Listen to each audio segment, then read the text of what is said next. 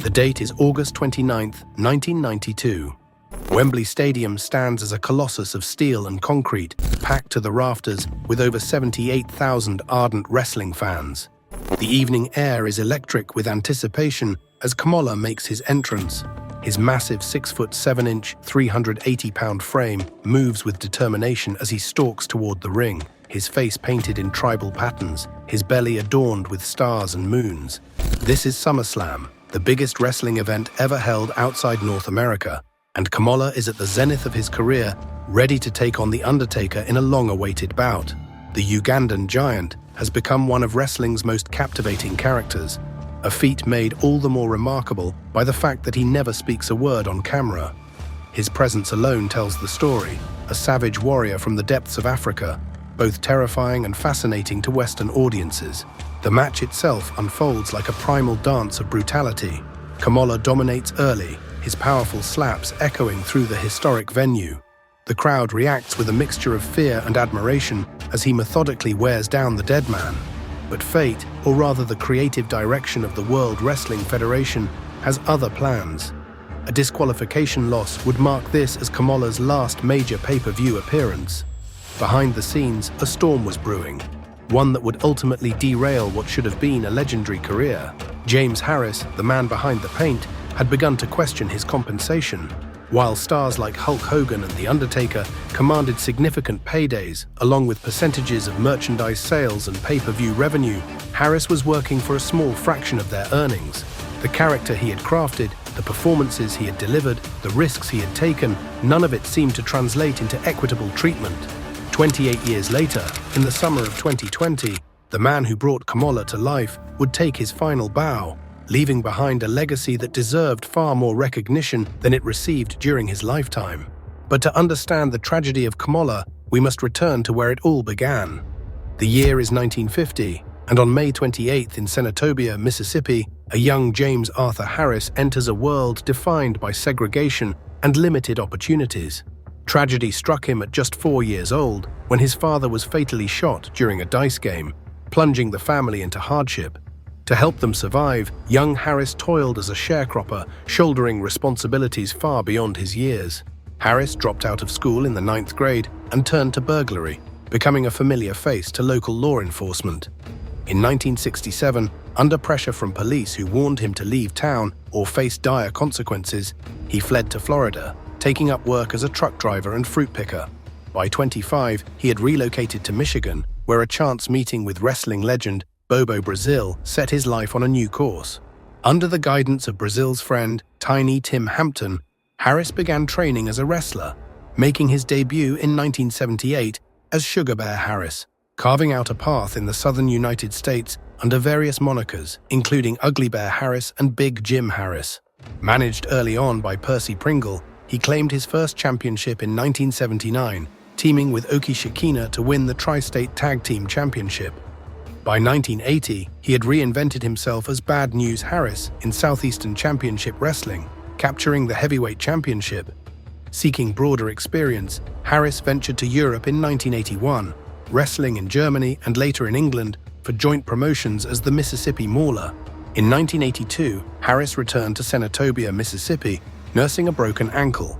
A chance visit to the Mid-South Coliseum to borrow ring gear led to a fateful meeting with Continental Wrestling promoter Jerry Lawler, who, alongside Jerry Jarrett, collaborated with Harris to craft the new persona of Kamala, a savage Ugandan headhunter.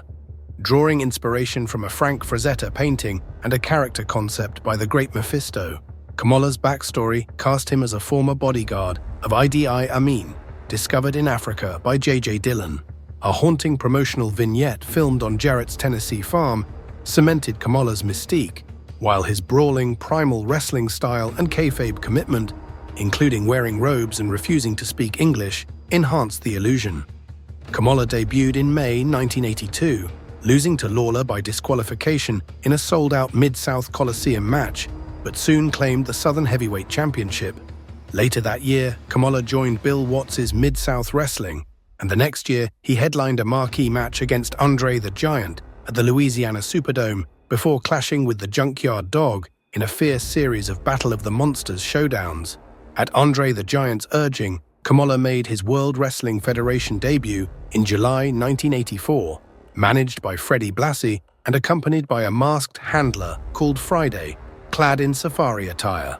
In a now iconic segment on Tuesday Night Titans, Kamala seemingly devoured a live chicken, with clever cutaway shots of flying feathers creating the gruesome illusion. Dominating opponents like B. Brian Blair, Salvatore Bellomo, and Chief Jay Strongbow, Kamala earned a high-profile World Heavyweight Championship match against Hulk Hogan, which ended in a dramatic double countout.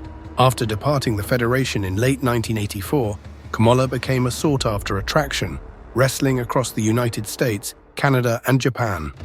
The next year, he joined the American Wrestling Association, establishing himself as a dominant monster through a series of handicap match victories and feuding with Sergeant Slaughter, culminating in high-stakes matches like a Ugandan death match and a boot camp steel cage battle. He later faced Jerry Blackwell in a body slam challenge at Superclash and repeatedly challenged Rick Martel for the World Heavyweight Championship, though the title eluded him.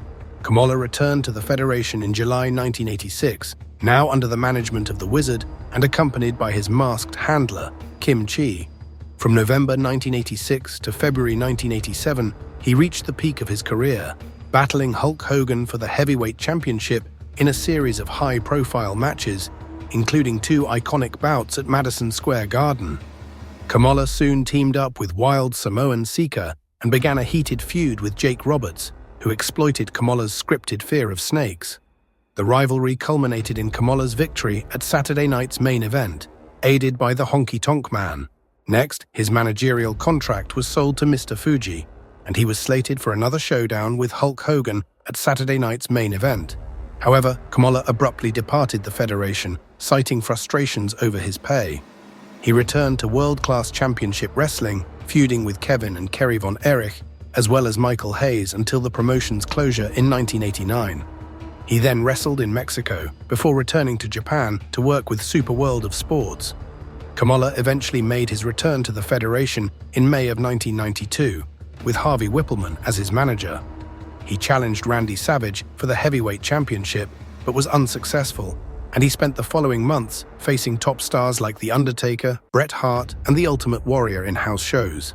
At SummerSlam, as mentioned earlier, Kamala lost to The Undertaker by disqualification, later claiming a vast pay disparity.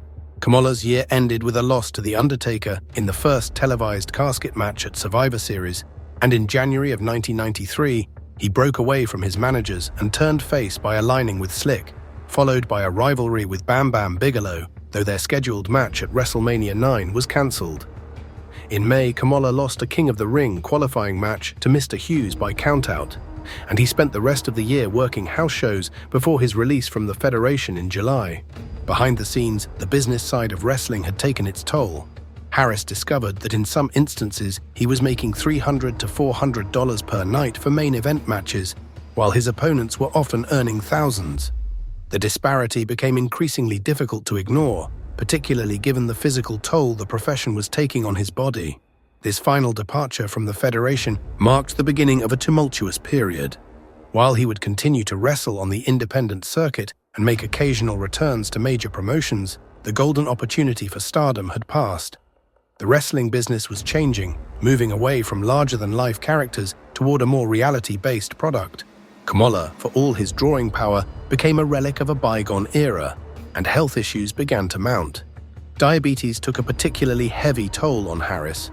The condition led to the amputation of both legs, a devastating blow to a man who had once moved with such agility despite his size.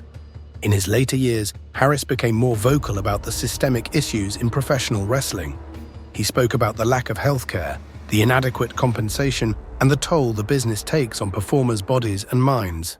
His story became a cautionary tale about the dark side of wrestling's golden era, a time when epic characters generated millions in revenue, while the performers behind them often struggled to make ends meet.